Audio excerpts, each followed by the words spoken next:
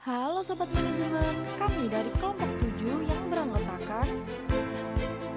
Halo semuanya, perkenalkan nama saya Muhammad Hasbernaldi dengan NIM 088030320095. Nama saya Nurul Zakiat Nikmah dengan NIM 099. Dan saya Nur Islamnya dengan NIM 080403201000 akan menjelaskan mengenai bab membuat proposal bisnis.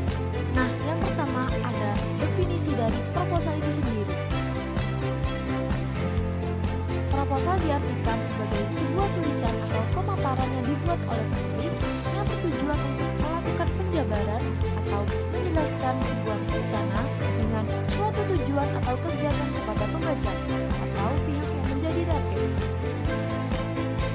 Selanjutnya, proposal bisnis dapat dibedakan menjadi solicited proposal dan unsolicited proposal.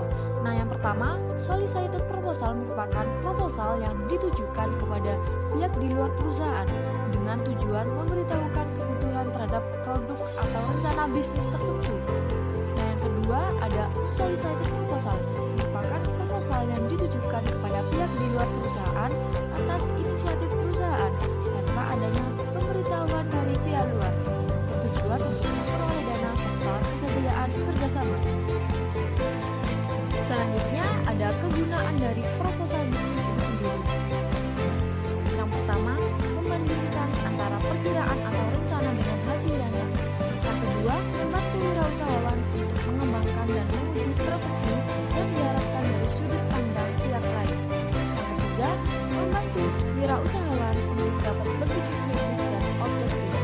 Yang keempat, kesannya faktor ekonomi dan analisis finansial yang masuk dalam subjek proposal usaha. Yang kelima, semakin jelas atau transparansi sumber-sumber keuangan yang diterima atau yang dikeluarkan. Dan yang terakhir, memberikan gambaran awal dan seberapa jauh kemampuan ideal wirausahawan. Fungsi proposal. Yang pertama, untuk melakukan penelitian yang berkenaan dengan agama, sosial, politik, ekonomi, dan budaya. Yang kedua, untuk mengadakan acara seminar, diskusi, dan pelatihan.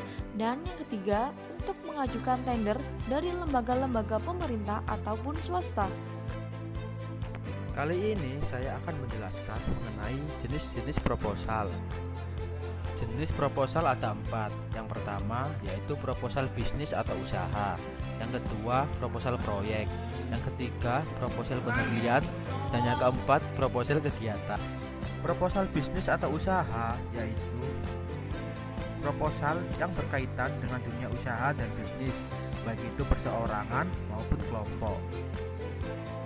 Kemudian proposal proyek merupakan proposal yang mengacu pada dunia kerja yang berisi serangkaian ragam dan rencana bisnis atau yang bersifat komersil. Proposal penelitian biasanya digunakan di bidang akademisi, misalnya penelitian untuk pembuatan skripsi dan tesis. Proposal kegiatan biasanya digunakan untuk pengajuan rencana sebuah kegiatan, baik itu bersifat individu maupun kelompok. Dalam membuat proposal, ada beberapa hal yang harus diperhatikan supaya proposal kita dapat diterima. Yang pertama yaitu menentukan format dan panjang proposal. Yang kedua, menentukan cakupan informasi. Yang ketiga, menentukan pendekatan dalam penyampaian pesan. Dan yang keempat, pembagian proposal analitik menurut alasan logis. Selanjutnya ada sistematika proposal bisnis. Ada beberapa hal yang perlu diperhatikan sebelum membuat proposal. Yang pertama, penentuan tingkat formalitas. Penentuan tingkat formalitas terdiri dari satu, format, yang di dalamnya meliputi formal dan informal. Yang kedua, panjang pendeknya permasalahan. Untuk permasalahan yang panjang, bersifat kompleks dan kontroversial. Untuk yang pendek, permasalahan yang diangkat relatif ringan. Yang ketiga ada organisasi, di mana pihak internal untuk proposalnya akan bersifat informal dan pihak eksternal proposalnya bersifat formal. Yang kedua ada menentukan perspektif waktu, meliputi masa lalu, saat ini, dan masa yang akan datang. Terakhir, menentukan petunjuk struktur proposal, meliputi 1. Pembukaan atau pendahuluan yang berisi maksud atau tujuan penulisan proposal, pentingnya masalah diajukan, gagasan utama, dan hal-hal yang akan dibahas. Yang kedua ada isi atau batang tubuh proposal yang berisi rincian tujuan serta masalah dan gagasan utama yang ditulis dalam perbaikan. Yang ketiga atau yang terakhir adalah penutup. Penutup berfungsi merangkum laporan secara keseluruhan, mengambil kesimpulan, dan memberi saran. Membuat proposal bisnis. Ada 2 hal yang perlu diperhatikan, yaitu langkah perencanaan dan unsur dalam proposal.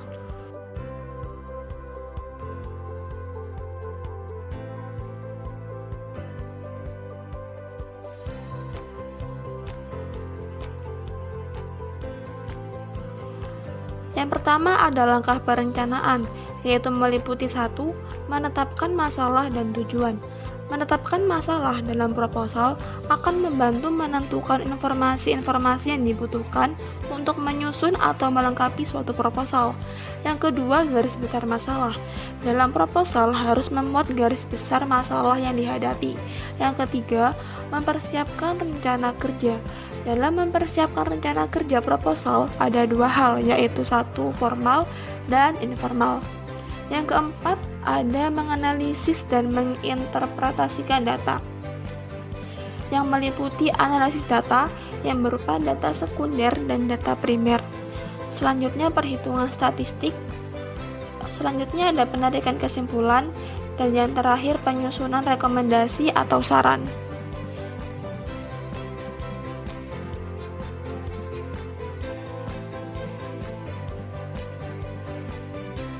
Yang kedua ada unsur dalam proposal, yaitu meliputi latar belakang yang berisikan masalah antara harapan dengan kenyataan yang melatar belakangi masalah yang diteliti.